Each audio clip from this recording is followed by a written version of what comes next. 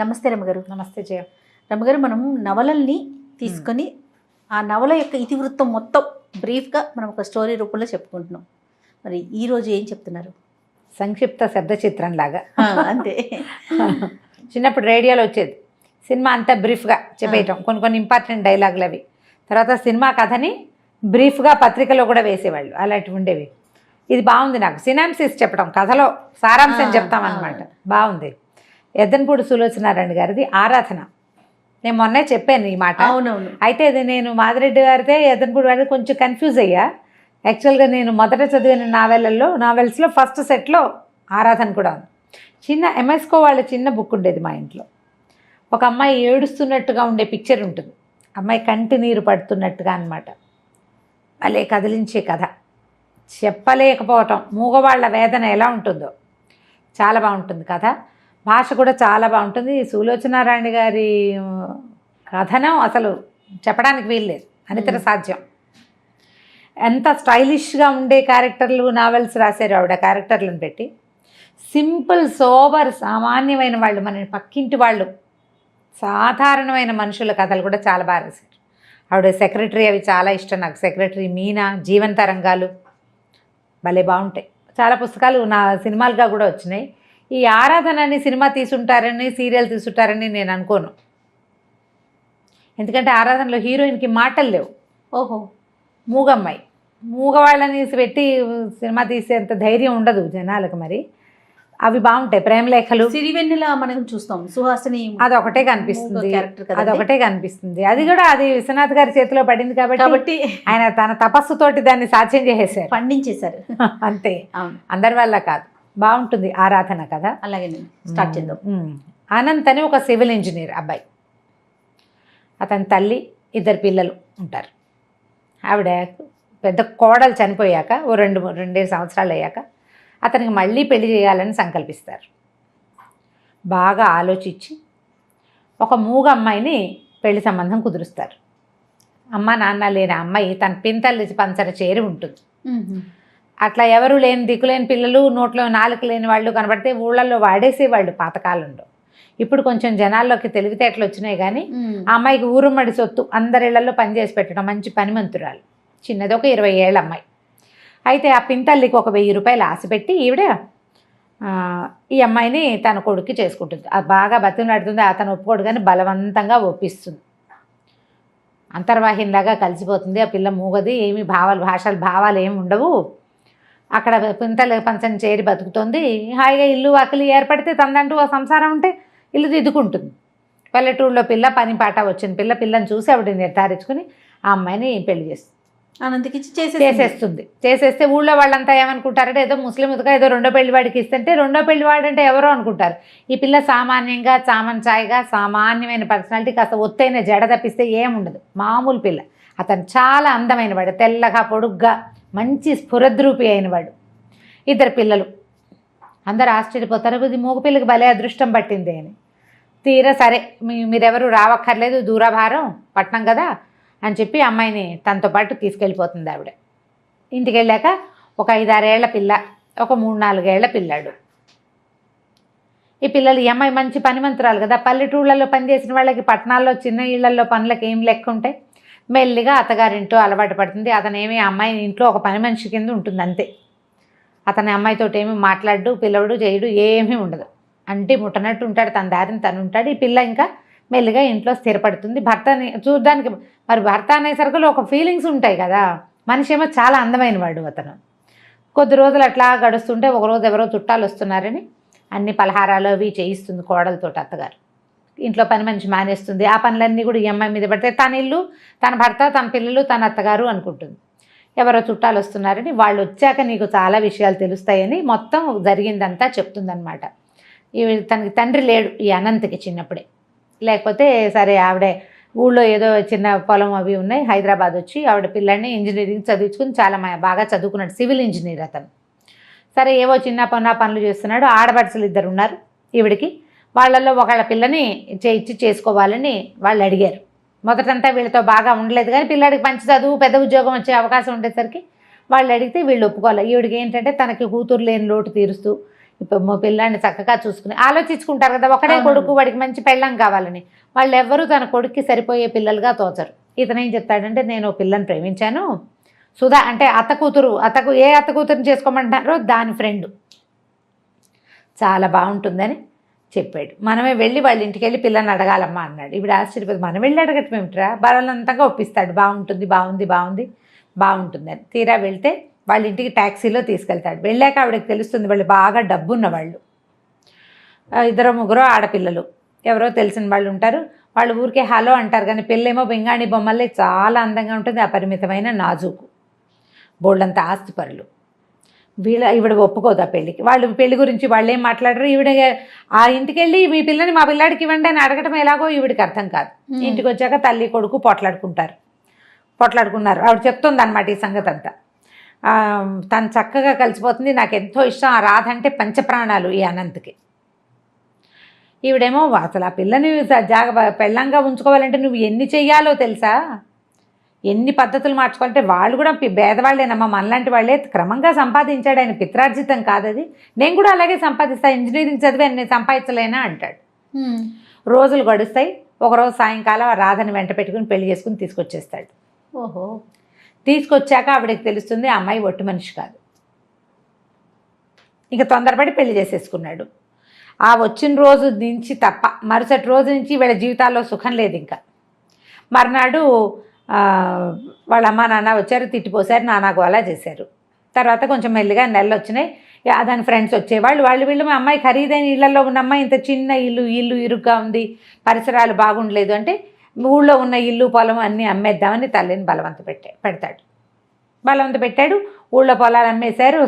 ఇళ్ళ స్థలం ఎంత కష్టపడి ఎన్నేళ్ళో దాచి పెట్టుకున్న స్థలాలు మరి ఇంకేం చేస్తుంది. ఈవిడ ఒకడే కొడుకు, 40,000 ఎంతో మొత్తానికి అమ్మేసి ఇక్కడ ఇల్లు అద్దెకి తీసుకుంటాడు, అన్నీ ఏర్పరుస్తాడు, కులాసాగా ఉంటారు.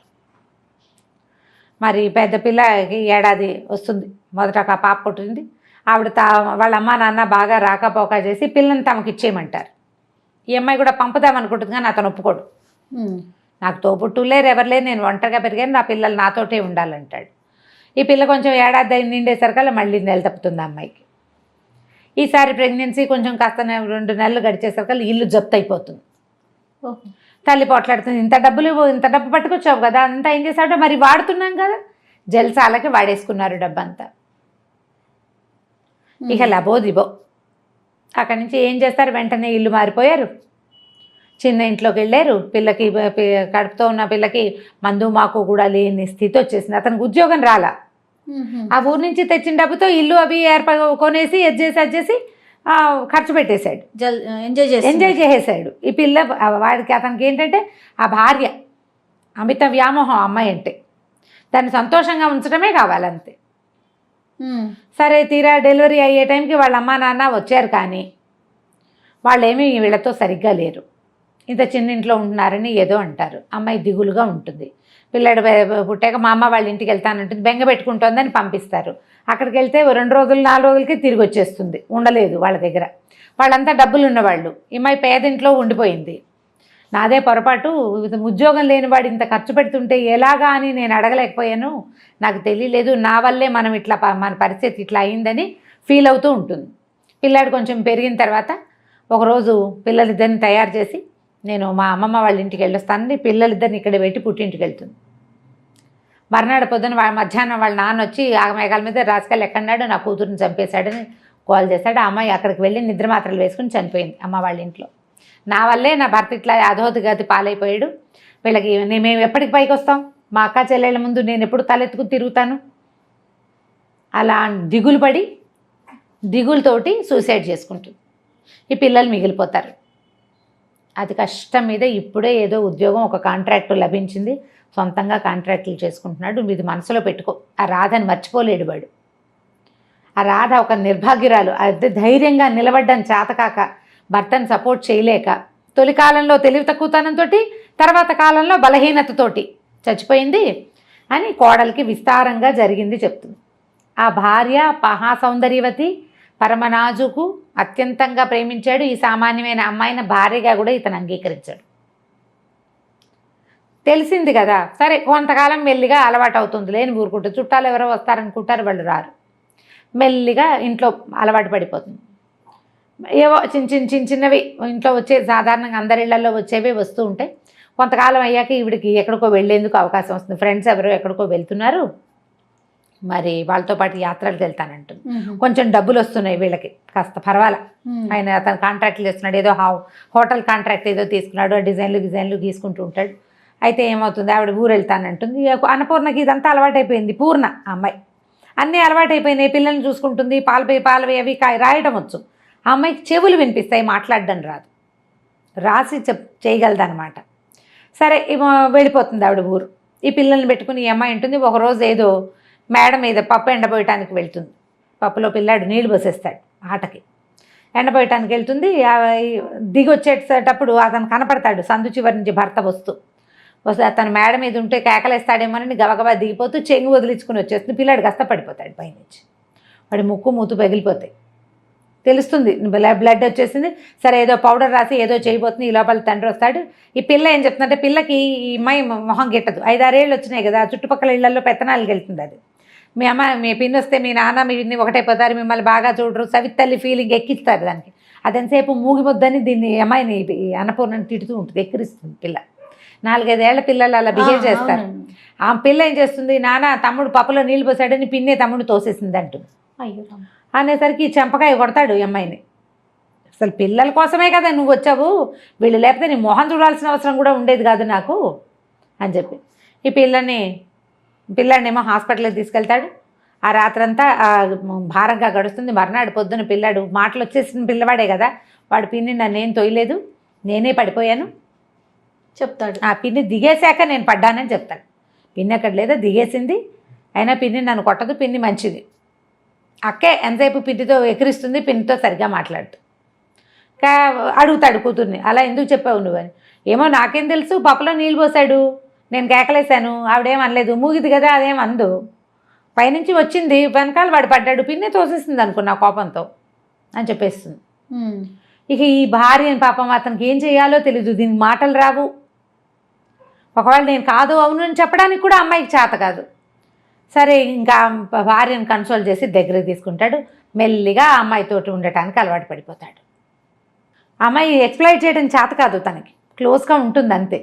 ఆ ఊరు నుంచి వచ్చిన తర్వాత అత్తగారికి తెలుస్తుంది వీళ్ళిద్దరూ బాగా క్లోజ్ అయ్యారు, అతను మామూలుగా ఉంటున్నాడు ఈ అమ్మాయితోటి అని. కొద్ది రోజులు గడిచాక ఈ అమ్మాయి ప్రెగ్నెంట్ అవుతుంది. అయ్యేసరికల్లా ప్రెగ్నెన్సీ పనికిరాదనుకుంటారు వీళ్ళకి అన్ని పనులు చేసేయాలి, ఇల్లంతా ఏర్పాటు చేసేయాలి, మంత్రదండ ఉన్నట్టుగా ప్రవర్తించాలి.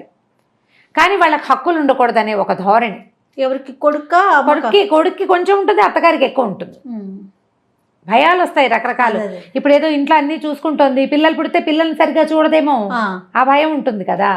అక్కడి నుంచి ఏం చేస్తుంది అత్తగారు, వద్దు ప్రెగ్నెన్సీ, అతను కొంచెం ముందు వెనక ఆడతాడు, ఏమై కాదమ్మా డాక్టర్ దగ్గర తీసుకెళ్ళి ఇతను నిర్ధారించుకుని ఆ ఒక ఇంజక్షన్తో సరిపెడతామని చెప్పి ఈ అమ్మాయికేమో అదంతా అర్థమైపోతుంది.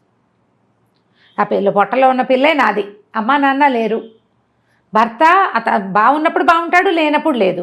ఆ పిల్లలు ఎప్పుడు పరాయి పిల్లలు, తను ఎంత బాగా చూసినా కూడా. తన పొట్టలో ఉన్న శిశువు తనది, ఆ బేబీని ఉంచుకోవాలనుకుంటుంది. ఇంజక్షన్ చేయించడానికి ఆ డాక్టర్ దగ్గర తీసుకెళ్తాడు, ఇంగ్లీష్లో మాట్లాడతాడు. అంతా అయ్యాక అమ్మాయి ప్రిస్క్రిప్షన్ ప్యాడ్ మీద వద్దు నాకు ఇంజక్షన్ చేయదు, నాకు ఈ పిల్ల కావాలని రాసేస్తుంది. డాక్టర్ ఏమో అది చూసి అతను చెడమడా కేకలేస్తుంది. తెలియకుండా చేస్తే ఎలాగండి, నేను అట్లా చేయను, ఇది ఇల్లీగలు అని చెప్పేసి ఇంటికి తీసుకొచ్చి చెడమడా కేకలేస్తాడు, బాగా కేకలేస్తాడు. నువ్వు వెధవం చేస్తావు, ఇక్కడే చెప్పచ్చు కదా ఆ మాట అంటాడు. ఇక్కడ చెప్పడానికి అత్తగారు అవకాశం ఇవ్వదు. అక్కడికి వెళ్ళాక ఇంకేం అవకాశం, దొరికిన అవకాశం యూజ్ చేస్తుంది అనమాట. దాంతో అతను ఏం చేస్తాడు, ఇక భార్యతో మాట్లాడడం మానేస్తాడు. అత్తగారు అసంబద్ధంగా ఎవడేం సరిగ్గా ఉండదు. కొంచెం నెలలు వస్తాయి, 4-5 నెలలు అయితే ఏమవుతుంది, అతను ఏదో హోటల్ కట్టే ప్లాన్ వేస్తున్నాడు కదా, ఆ హోటల్ అంతా రెడీ అయ్యాక భార్యని పిల్లల్ని అందరిని తీసుకెళ్తాడు చూపించడానికి, తల్లిని అందరిని తీసుకెళ్ళేసరికి అలా పైకి వెళ్తుంటాడు. వెళ్ళాక ఈ అమ్మాయి కనిపిస్తుంది, వాళ్ళంతా సంతోషంగా ఉన్నారు. నేనే ఏమిటో పరాయి దాన్ని, ఈ పిల్ల మీద వ్యామోహం ఏమిటి నాకు, వీళ్ళకి నేను ఎలాగో పనికిరాను. ఎందుకంటే అతను మాట్లాడలేదు, అమ్మాయి సామాన్యంగా సింపుల్గా ఉంటుంది, అతను మనిషి బాగుంటాడు, పిల్లలు అందంగా ఉంటారు. అత్తగారు తల్లి కొడుకు అతుక్కుని ఉంటారు, వాళ్ళు క్లోజ్ ఎక్కువ తల్లితోటి ముందు నుంచి కూడా. తన మీద తనకే ఒక రకమైన ఇష్టం వస్తుందన్నమాట. ఈ కడుపులో ఉన్న శిశువు మీద కూడా ఆ ఆకర్షణ పోతుంది. అంతకుముందంటే ఆ పిల్ల నాకు కావాలనుకుంటుంది కదా, ఏం చేస్తుందంటే ఇక్కడి నుంచి దూకేయాలనుకుంటుంది. మెట్లు లేని వైపుకి కాలు వేసి దిగిపోతుంది, పడిపోతుంది. పడిపోయేసరికి ప్రెగ్నెన్సీ పోతుంది. అత్తగారు అయ్యో అదేమిటో అమ్మ కాలు చెయ్యి విరిగితే ఎంత పని అయ్యేది అంటుంది. వీళ్ళకి కావాల్సింది అదే కదా, ఇప్పుడు తీగానే మాట్లాడతారు. వీళ్ళు ఈ పిల్లని లేకుండా చేయాలనే కదా చూశారు. సరే బాగా సారీ చెప్తాడు. మెల్లిగా కొన్నాళ్ళకి మళ్ళీ లైన్లో పడుతుంది, అంతా నార్మల్గా ఉంటుంది. ఇతనికి కొత్త పనులు వస్తాయి, పరిచయాలు పెరుగుతాయి, పెద్ద ఇల్లు తీసుకుంటారు, వాళ్ళంతమంది వస్తూ ఉంటారు. క్రమంగా ఈ అమ్మాయికి ఇతనితో క్లోజ్గా ఉండాలనే ఫీలింగ్ కూడా. ప్రెగ్నెన్సీ పోయేసరికల్లా ఆడవాళ్ళకి సహజంగా ఒక అయిష్టం వచ్చేస్తుంది. అంతకుముందు భర్త అంటే చాలా ప్రీతి అవన్నీ ఉంటాయి, పాపం సహజంగా ఉండేదే కదా. కానీ పార్టీలు ఫంక్షన్లు వీళ్ళని పిలవటాలు ఎప్పుడు పనిచేస్తూనే ఉంటుంది. ఓ రోజు ఎవరో వస్తారు చాలామంది, వాళ్ళు ఒక చంటి పిల్లని తెస్తారు. వాడు తెగ ఏడుస్తాడు ఆ పార్టీలో. ఏడిస్తే పొద్దు నుంచి పని చేసుకుంటూ పిచ్చి చీర జుట్టు జడంతా పిచ్చిగా పాయలు బయటకు వచ్చేసి మాసిపోయినట్టున్న బట్టలతో ఉన్న ఈ అమ్మాయి ఏం చేస్తుంటే పిల్లాడు ఏడుపుని తట్టుకోలేకపోతుంది. కొంచెం ప్రెగ్నెన్సీ పోయి ఉంది కదా, ఆ పక్కన పరిగెత్తుకుంటూ వచ్చి ఆ పిల్లాడిని తీసుకెళ్తుంది లోపల. పని మనిషి అనుకుంటారు వాళ్ళు. పిల్లాడు పాలు తాగిచ్చింది, ఫ్యాన్ వేసి కాస్త చొక్కా బొడదీసి కాస్త ఏదో మంచినీళ్ళు పట్టేసరికి వాడు సర్దుకుంటాడు. ఆవిడ లోపలికి వస్తుంది, పాలు ఉన్నాయి అవి ఉన్నాయి ఇవి ఉన్నాయి అని అడుగుతూ. తీరా అతను ఆవిడ చెప్తున్నాను మీరు ఇంకా పెళ్లి చేసుకోవచ్చు, అదేంటి పెళ్ళి ఎందుకంటే ఇదిగో నా వైఫ్ ఈవిడే అంటే ఆశ్చర్యపోతుంది ఆవిడ. అమ్మాయి తను మూగది, మాట్లాడలేదు, బయటికి రాదు, పని చేస్తుంది ఎక్కువగా అని చెప్తాడు. వాళ్ళు ఆశ్చర్యపోతారు. అప్పటి నుంచి ఇతనికి ఏమనిపిస్తుంది అంటే వైఫ్ని అన్ని చోట్లకి తిప్పాలి, ఈ అమ్మాయిని ఇట్లా మూల ఉంచకూడదు అనిపిస్తుంది. వెనకాలకు తిప్పుకుంటాడు, భార్యను బాగా దగ్గర తీసుకుంటాడు. అత్తగారికి నచ్చదు. దీనికి ఎందుకురా మూగిది, అది ఇంట్లో ఉండేదానికే అంటుంది. అయినా అతను ఒప్పుకోడు. కాదమ్మా నేను అట్లా వదిలేను, తను వచ్చాకే నా జీవితం బాగుపడింది, ఇల్లు ఎప్పుడు శుభ్రంగా ఉంటుంది, పిల్లలు కడిగిన ముత్యాల్లా ఉంటారు, ఖర్చు ఎంత రూపాయి ఇస్తే అందులోనే ఖర్చు పెడుతుంది, ససేమిరా రూపాయి ఎక్స్ట్రా చేయదు, మంత్రదండం ఉన్నట్టుగా ప్రవర్తిస్తుంది, చేతిలో పని చేసుకుంటుంది. రాధతో నా జీవితం ఇలా కావాలనుకున్నా, కానీ రాధకి పని రాదు, పాట రాదు, ఏమీ రాదు, అందం తప్ప.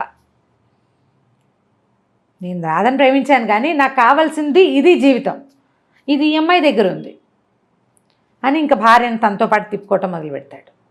కొద్ది రోజులు అయ్యాక ఎవరో ఒక పార్ట్నర్ కలుస్తారు. ఆ పార్ట్నర్ వాళ్ళ పిల్లలు బాగా తిరుగుతుంటారు. వాళ్ళకు సరోజని ఒక యంగ్స్టర్ పిల్ల ఒకటి ఉంటుంది, ఒక 20 ఏళ్ల పిల్ల.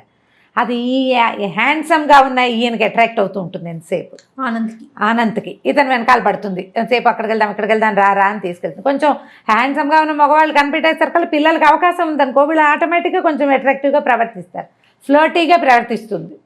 ఈవిడికేమో ఆ పిల్ల వస్తే బాగుందనిపిస్తుంది అత్తగారికి. ఇప్పుడు నువ్వు నేను ఉంటామా, మన ఇల్లు ఎప్పుడూ నిశ్శబ్దంగా ఉంటుంది. పిల్లలిద్దరు, రెండో పిల్లాడు కూడా స్కూల్కి వెళ్ళిపోవటం మొదలు పెడతాడు. పని లేదు, పని వాళ్ళు ఉన్నారు ఇంట్లో. అత్తగారు రోజు సరోజన చేసుకుందాం వీడికి అని మొదలు పెడుతుంది. ఆ రోజుల్లో ఇలా ఉండేవి. ఇది ఎర్లీ 70s ఏమైనా రాశారా, లేట్ 70s రాశారనుకుంటా. మూడో పెళ్లి చేద్దామని ఉంటుంది.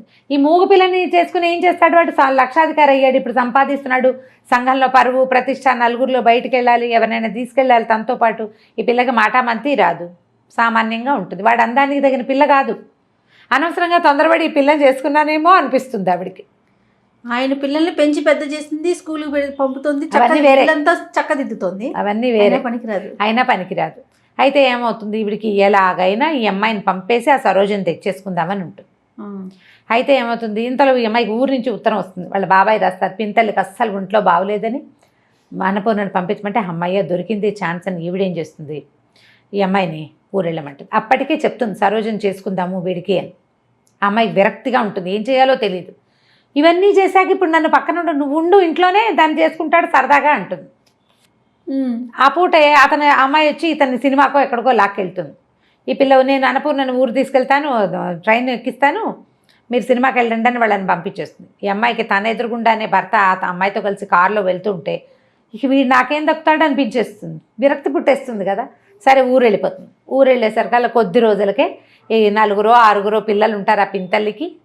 బాబాయ్ ఏమో పక్షవాతంతో మంచం మీద ఉన్నాయినా ఆవిడ కాస్త పోతుంది. పిన్ని పోయేసరికల్లా మరి ఆ ఇల్లు భారం ఎవరి మీద పడుతుంది, ఈ ఆ ఇంటికి పెద్దది ఈ అమ్మాయి. సరే ఇంకా మెల్లిగా అక్కడ స్థిరపడుతుంది. పోయిందని తెలియగానే ఈవిడేమనుకుంటుంది, రాజేశ్వరమ్మ గారు అనంత్ వాళ్ళ అమ్మ, అమ్మయ్య ఆ ఇంట్లోకి దీని అవసరం ఉంది ఎలా ఫిక్స్ అయిపోతుంది, కొన్నాళ్ల పాటు రాదు. ఆ లోపల మన వ్యవహారం చక్కబెట్టేసుకోవచ్చు అనుకుంటాం. అక్కడి నుంచి వచ్చి 2 రోజులు ఇక్కడ ఉండి మరి 4 చూసి నేను వెళ్ళొస్తాను, కాస్త డబ్బులు ఏవో కోడల చేతిలో పెట్టి ఇక్కడ అన్నీ సర్దుకున్నాకే మెల్లిగారా, తొందర ఏం లేదు అని కోడల చేత మా భర్త ఇంకో పెళ్లి చేసుకున్నాడు నాకు అభ్యంతరం లేదని కాగితం మీద సంతకం పెట్టించుకుని పట్టుకెళ్తుంది. అతని పార్ట్నర్ తోటి మాట్లాడితే మీ కోడలు కనుక సంతకం పెడితే మేము పెళ్ళికో రెడీ అని చెప్పారు. వాళ్ళు ఒప్పుకున్నారు. సంతకం పెట్టి ఈ కాగితం నా దగ్గర ఉంటే వాళ్ళు ఒప్పుకుంటారని చెప్పి సైన్ చేయించేసుకుంటారు. ఎన్ని రోజులైనా ఈ అమ్మాయి ఇక్కడి నుంచి కదలకపోయేసరికల్లా బాబాయికి ఆశ్చర్యంగానే ఉంటుంది, ఏమిటి వెళ్ళదు, వాళ్ళ అత్తగారు ఉత్తరం రాయదేమిటి అని. అయితే మెల్లిగా ఏం చేస్తుందంటే ఈ బాబాయ్ గారు మరి ఇంకేం చేస్తారు, ఇల్లు చూసుకోవాలిగా, ఆయన ఏమో ట్యూషన్లు చెప్పడం మొదలు పెడతాడు. ఈ అమ్మాయి ఏమో ఈ పిల్లలకి వెనకాల దొడ్డంతా బాగు చేసి కూరగాయలు వేయిస్తుంది, బట్టలు కుట్టించి నలుగురికి ఊళ్ళో. మరి వీళ్ళకి డబ్బులు ఎక్కడి నుంచి వస్తాయి పాపం, అంతకుముందు పిన్ని ఏదో చేసేది. మెల్లిగా పిల్లల్ని ఇల్లు సంసారం అక్కడ దిద్దింది కదా, ఇక్కడ కూడా దిద్దడం మొదలు పెడుతుంది. మొదలు పెట్టేసరికల్లా ఉత్తరం గిత్తరం ఏం రాదు. బాబాయ్ నిలదీసి అడుగుతాడు, ఏమిటమ్మా మీ ఆయన ఉత్తరం రాయలా, మా అత్తగారు ఉత్తరం రాయలేదంటే, బాబాయ్ ఇంక నేను వెళ్ళను, మా అత్తగారి ఈ ప్లాన్లో ఉంది, నా శక్తి ఉన్నంత వరకు నీ ఇల్లు కాపాడుతాను, నీతో పాటు నన్ను ఉండనివ్వని. ఆయన ఆశ్చర్యపోతాడు, ఏం చేయాలో అర్థం కాదు. ఊళ్ళో వాళ్ళకు కూడా అంతకుముందు చాలా అందమైన మొగుడు, మంచి ఇంజనీరు, అత్తగారు కూడా శుభ్రంగా ఉంది, అమ్మాయి వెళ్ళిపోతుంది అనుకుంటారు. వెళ్ళకపోయేసరికి వాళ్ళకి అనుమానంగానే ఉంటుంది, ఏమిట్రా వెళ్ళటం లేదు, వాళ్ళు ఉత్తరాలు రాయట్లేదు, ఉత్తరం వచ్చిన ఊళ్ళో తెలిసిపోతుంది పల్లెటూళ్ళలో. సరే సడన్గా ఒకరోజు ఇంకా అయిపోయి ఉంటుంది పెళ్ళి అనుకుంటుంది. ఆవిడ ఉత్తరం రాస్తుంది అత్తగారు ఒకసారి వాళ్ళ మేనమావలతో మాట్లాడామని, సింపుల్గా ఇంట్లోనే పెళ్లి చేయదలుచుకున్నామని, అంతా అయ్యాక ఇక్కడంతా సర్దుబాటు అయ్యాక ఉత్తరం రాస్తాను, వీళ్ళు చూసుకుని వచ్చేద్దుగానని రాస్తుంది. కోడలను వదలదు ఆవిడ, ఈ పని చేయడానికి కావాలి కదా, ఆ ఇల్లు దిద్దడానికి ఈ అమ్మాయి కావాలి. ఆ అమ్మాయి సరదాగా చిన్నపిల్ల, దానికేమొచ్చు ఈ పనులన్నీ, ఇల్లు వాకిలి చూడడం అంటే చిన్నపిల్లల వల్ల కాదు కదా, గడిగట్టిన వాళ్ళు కావాలి. ఉత్తరం రాయిస్తానని రాస్తుంది. ఆ ఉత్తరం తీసి బాబాయ్ చేతులు పడుతుంది, ఇదిగో ఇది నా పరిస్థితి అని. ఇక మెల్లిగా ఊళ్ళో స్థిరపడుతుంది, బట్టలు కత్తిరించడాలు అవి ఇవి జాకెట్లు కుట్టడాలు, అమ్మాయికి వచ్చిన పనులు. మెల్లిగా దొడ్డి వాకిలి ఏర్పరిచి పిల్లలు చిన్నపిల్లల్ని స్కూల్కి పంపించి పెద్ద పిల్లల్ని స్కూల్ మానిపించి తనతో ఉంచుకొని వంట పని నేర్పించి ఏదో తంటాలు పడుతూ ఉంటుంది. సడన్గా ఓ రోజు టెలిగ్రామ్ వస్తుంది. ఆయన మా బాబాయ్ అంటాడు, పూర్ణ ఏమిటమ్మా అట్లా అన్నావు, మీ ఆయన నేను పంపించమని ఉత్తరం టెలిగ్రామ్ పంపించాడమ్మా చూడు అంటే, అమ్మ ఏమనుకుంటుందంటే వాళ్ళకి ఏవో పిల్లలకు ఒంట్లో బాగుండలేదని ఇచ్చాడు టెలిగ్రాము, చిన్నపిల్ల దానివల్ల కాదు, అత్తగారు పెద్దది ఆవిడ వల్ల కాదు, అందుకని నన్ను పిలుస్తున్నారు వీళ్ళు, నేను వెళ్ళినాను వేసుకుంటూ. 4 రోజుల తర్వాత ఉత్తరం వస్తుంది. ఈయనకే రాస్తాడు, రంగనాథం గారు నేను అనంతని మా అమ్మ తీర్థయాత్రలకు వెళ్ళింది, పిల్లలకి తీవ్రమైన అనారోగ్యం, బాబు దక్కేలాగా లేడు, పూర్ణని పంపించండి, నేను ఒక్కడినే చూసుకోలేకపోతున్నాను, నాకు చాలా పని ఒత్తిడి, పిల్లలకి జ్వరాలు అని రాసేసరికి ఇక ఆగలేకపోతుంది. ఆ పిల్లాడంటే చాలా ముద్దు, పెంచిన మమకారం ఉంటుంది కదా. సరే అక్కడి నుంచి ఈ అమ్మాయి వస్తుందని వాళ్ళకి తెలియదు కదా, రైల్వే స్టేషన్కి దగ్గరే, స్టేషన్ నుంచి ఇంటికి వెళ్ళటం తెలుసు తనకి. స్టేషన్ నుంచి ఇంటికి వెళ్ళేసరికల్లా డాక్టరు భర్త ఎదురుపడతారు ఇంట్లో నుంచి వస్తూ. ఈ అమ్మాయిని చూస్తూనే ఆశ్చర్యపోతాడు, ఎవరొచ్చారు ఎలా వచ్చావు అంటే ఏం మాట్లాడదు. సరే అని దారిస్తాడు, లోపలికి వెళ్తుంది. ఇల్లు నేను వదిలిని పెట్టిన ఇల్లేనా ఇది అని ఆశ్చర్యపోతుంది. ఇల్లంతా మురికి కూపం, అత్తగారు ఇట్లా ఉన్న ఇల్లు ఎలా వదిలిపెట్టి వెళ్ళిపోయిందో అర్థం కాదు అమ్మాయికి. పిల్లలు మంచాల మీద ఉన్నారు, మంచాన్ని బంతిలా ఉండే పిల్లాడు బల్లిలాగా మంచానికి అతుక్కుపోయి కనిపిస్తాడు. ఆ కూతురికి విపరీతమైన జ్వరం, ఇల్లంతా మందు సీసాలు, అతని చొక్కాకి గుండీలు లేవు, ప్యాంట్ మీదంతా మందు మరకలు, ఇల్లంతా మహాలోకంలాగా ఉంటుంది, మాసిపోయిన బట్టలు ఎక్కడ పడితే అక్కడ. ఈయన టెన్షన్తో కాల్చేసిన సిగరెట్ పీకలు. ఏం చేస్తారు? అక్కడి నుంచి వచ్చాడు.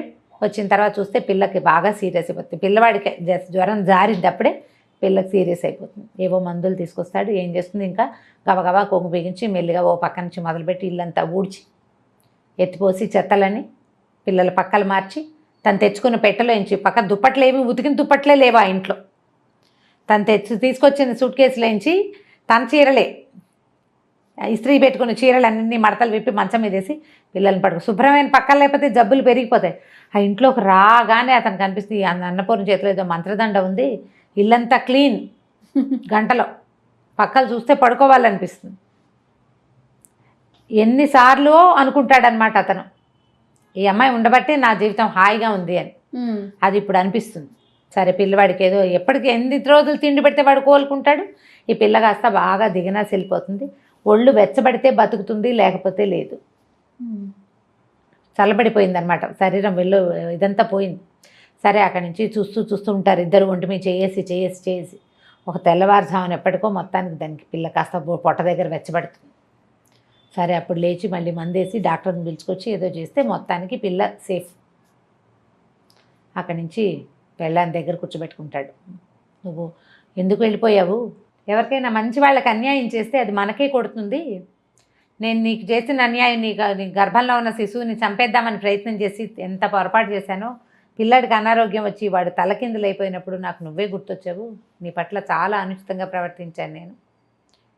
మా అమ్మ ఏమో ఇప్పుడు కొత్తగా ఇంకోటి మొదలుపెట్టింది, ఆ సరోజని నన్ను పెళ్లి చేసుకోమంటుంది. నాకు అలాంటి పెళ్ళాం అక్కర్లేదు.